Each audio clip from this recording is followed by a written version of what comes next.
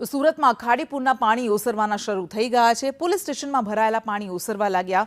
Sarthana police મથકમાં પણ ગઈકાલે પાણી ભરાઈ ગયા હતા અને આખું પોલીસ મથક પાણીમાં ગરકાવ થઈ ગયું હતું, જેના કારણે આરોપીઓને અન્ય પોલીસ મથકમાં ખસેડવામાં આવ્યા હતા। એટલું જ નહીં, જે સામાન પલળી ગયો હતો એને પણ બચાવવાની કોશિશ કરતા પોલીસકર્મીઓ નજરે પડ્યા હતા। લાઈફ જેકેટ પહેરીને લોકોને બચાવતા પણ પોલીસકર્મીઓ નજરે પડ્યા હતા અને હવે આજે ધીમે ધીમે આ પોલીસ મથકમાંથી પણ પાણી ઓસરી રહ્યા છે। એટલે આ પણ બંને તસવીરો અમે આપને બતાવી રહ્યા છે કે ગઈકાલે કેવી તસવીર હતી। ઢીંચણ કરતાં પણ વધારે પાણી ભરાયેલા હતા અને અહીંયા પોલીસકર્મીઓ સામાન બચાવી રહ્યા હતા, પણ એમાંથી બચાવવું શું, કેવી રીતે બચાવવું એ સૌથી મોટી સમસ્યા હતી। આરોપીઓને અન્ય પોલીસ મથકે ખસેડવામાં આવ્યા હતા અને તેઓ પણ લાઈફ જેકેટ પહેરીને કેટલાક લોકોને વહારે આવ્યા હતા અને હવે આજની આ સ્થિતિ અમે આપને બતાવી રહ્યા છે। પાણી ઓસરવા લાગ્યા છે, પરંતુ બધો જ સામાન તેમાં નુકસાન પામ્યો છે।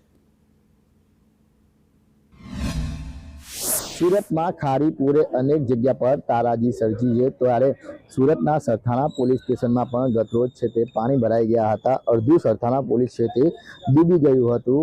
લોકઅપ રૂમ પર પાણીની અંદર ગરકાવ થઈ ગયો। 3 જેટલા જે આરોપી હતા તેને તાત્કાલિક અસરથી અહીંયાથી ખસેડીને જે કહેવાય કે જે આજુબાજુના પોલીસ સ્ટેશનમાં શિફ્ટ કરવામાં આવ્યા હતા। આ હાલત છે સરથાણા પોલીસ સ્ટેશનની। જાંગારી તમામ વસ્તુ છે તે અત્યારે નષ્ટ થઈ જવા પામી છે। ટેલિફોન હોય, લેપટોપ હોય કે કોમ્પ્યુટર હોય, આ જગ્યા પર જે મૂકવામાં આવ્યું હતું પીએસઓ રૂમ છે, જાંગારી પ્રથમ ફરિયાદ જે છે તે સાંભળવામાં આવતી હોય છે તે જે કહેવાય કે ચોકી છે તે પણ અત્યારે આ રીતના પાણીની અંદર ગરકાવ થઈ ગઈ છે। ડિસ્ટાફ રૂમ છે તે પણ પાણીની ગરકાવ થઈ ગયો છે। એટલે સુરત શહેરમાં અત્યારે જે ખાડીપુર છે તેના પાણી ઓસરી રહ્યા છે, પરંતુ જે તારાજીના દ્રશ્યો છે તે સામે આવ્યા છે।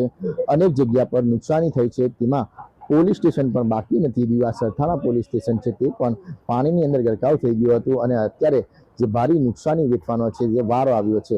કેમેરા પર્સન અજીત પટેલ સાથે મનીષ પરમાર, સંદેશ ન્યૂઝ, સુરત।